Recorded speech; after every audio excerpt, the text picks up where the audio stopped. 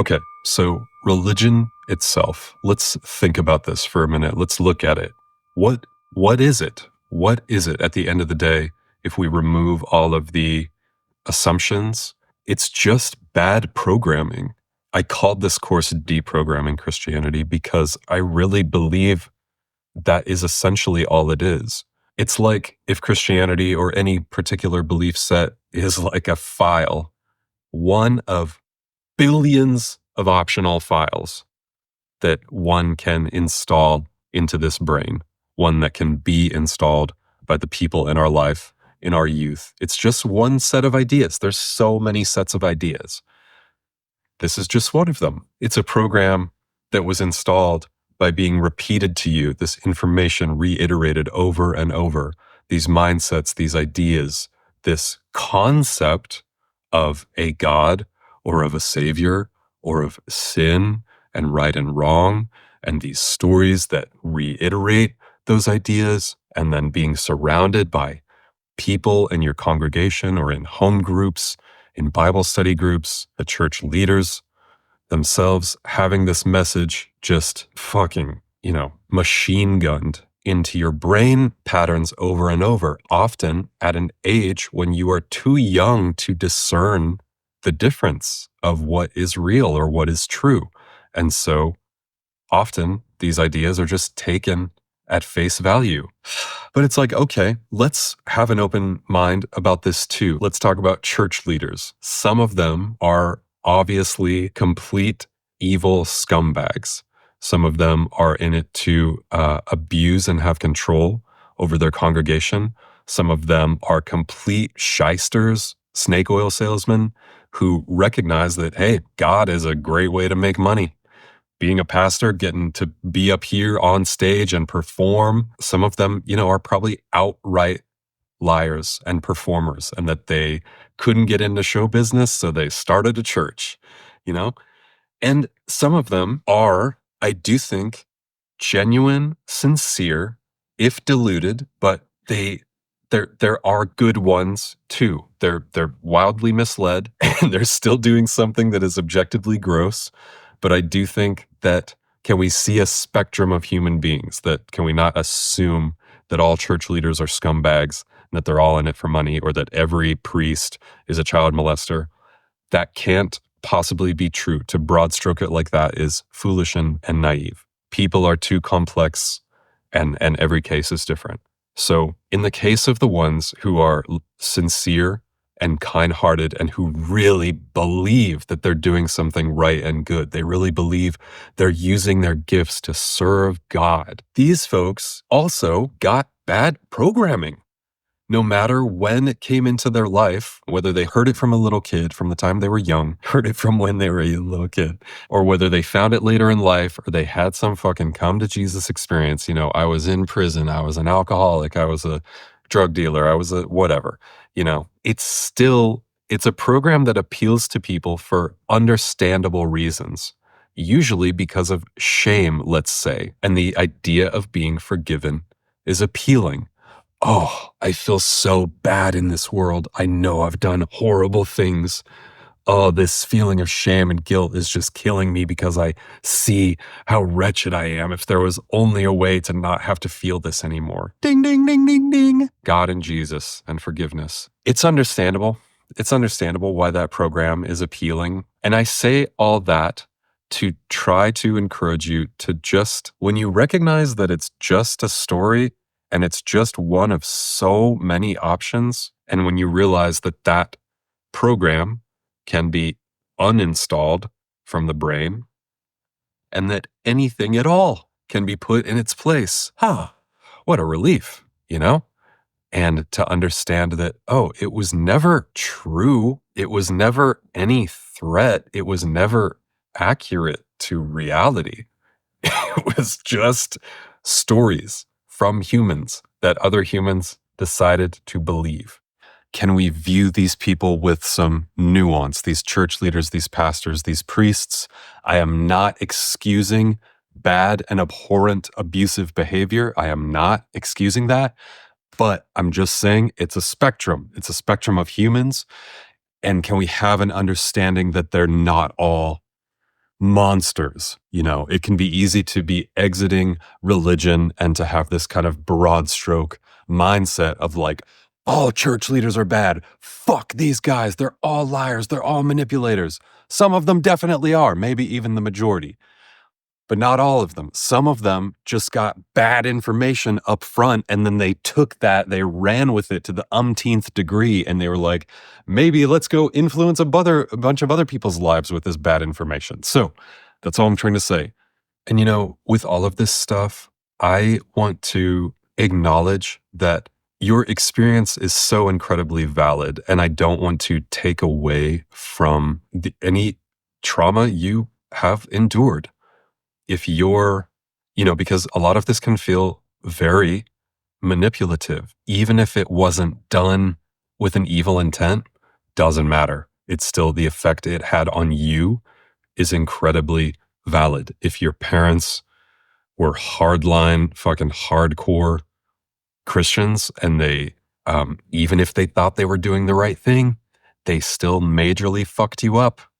If your church leaders, if your pastor, if your Sunday school teacher or at Christian school, God, these folks, even if they thought they were doing the right thing, they still were manipulative and in some cases, I'm sure, abusive, and said things that haunted you, said things that stuck with you forever, said things that made you fear for your life or your salvation, your safety, that put literally the fear of God into you, the fear of hell, the threat of hell, the threat of punishment and suffering at the end of this life, or just punishment and shame in this life. I am so sorry for those of you that experienced any form of that, and that's valid. So I just want to make sure that, yes, we're taking the air out of it and we're exposing it for what it is, but your experience during that time when you were living in a household that you were young enough that you could not move away from, and that you were being force-fed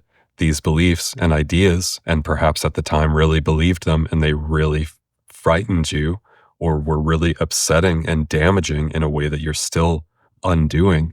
I just want to affirm how incredibly sorry I am that you had to experience that, and that is so valid, that's so real. I want to make sure to acknowledge that. All right, let's think about these guys who wrote the texts that became the modern day Bible, who supposedly wrote them. I mean, this is not the point in this course.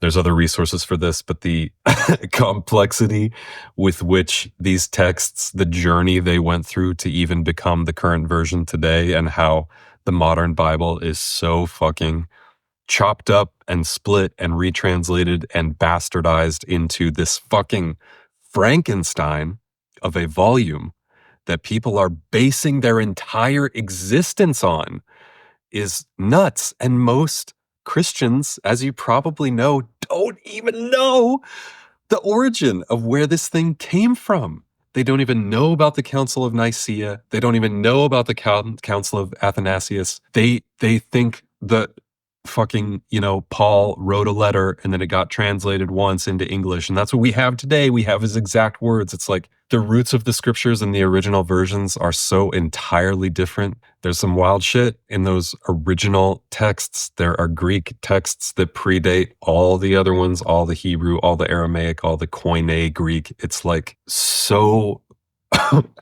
baffling that human beings that we know, these Christians, they take so much out of assumption. They have assumed that this is just real and true, and they don't even know where it came from. But let's think about these guys. Let's say that some of the authors of these texts were real people who were having authentic experiences. Let's talk about Moses and the burning bush in the Old Testament. That's a good one. So one idea is that some of the people who wrote these texts about religious experiences, about supernatural encounters with God or angels or even demons, is it possible that they had a legitimate individual experience with something that they didn't understand, something that felt frightening, perhaps, that felt heavenly or overpowering. This could have been influenced by substances. It could have been influenced by a psychedelic, ingested by accident, even. It could have been the smoke of the acacia tree or the acacia bush, which contains 5-MeO-DMT.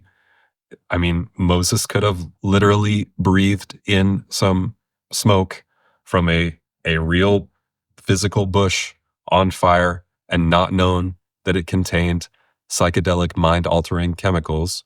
And he inhaled that and had a powerful, perhaps, experience in which he thought that God was talking to him. That is possible. It's possible. So the trouble comes in when these individuals who may have had very legitimate experiences, by the way, some of them might have also just been mental illness or psychotic episodes. Who knows? It's probably a blend of all kinds of things. The trouble comes in when you write it down and say, because this happened for me, this is the truth for everyone. God is telling me this and I have to share it with everybody, Goofy. I'm not saying that's the whole of how the Bible's, text came from. I'm just offering it as like, what if that's all it was? What if modern people today are reading these stories that was just one guy tripping once and like that message was actually just for him. And instead he was like, this is the whole truth of everything. And then, it just gets out of hand so fast. I think it's pretty likely that at least certain sections of the Bible, certain stories in there and encounters and experiences that are relayed there, I think it's pretty possible that some of them were just individual psychedelic experiences and that were had at an ancient time when there was no context for these things.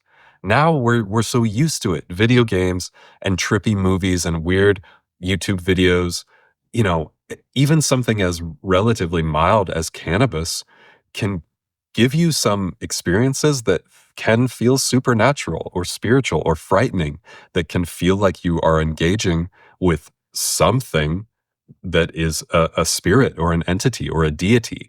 But we are intelligent modern people who have context for these things. We have so much more understanding for our brain that we're not going to lose our mind over one trip and think, I just talked to God. I have to tell everyone. I have to write a whole book about this and think that this is the entire truth that applies to everyone. It's like, no, we understand it better. So perhaps these were just ancient people in a much more simple culture who had less context for these seemingly supernatural experiences that were happening in their mind, and that entire religions and theologies have been built from these things. All that is a suggestion, an idea to, again, just take some of the air out of these stories. If it's possible that some of it was just that, then it's like, oh, that's pretty understandable. Unfortunate that it turned into something so massive, but if that's all it was, I can kind of, it can get pretty simple. I also want to say that if you still feel angry, if there is rage in you at the Christians in your own life and in your past, or at the religious people in the world right now who have wild and insane and destructive, hateful views in ways that are affecting the world.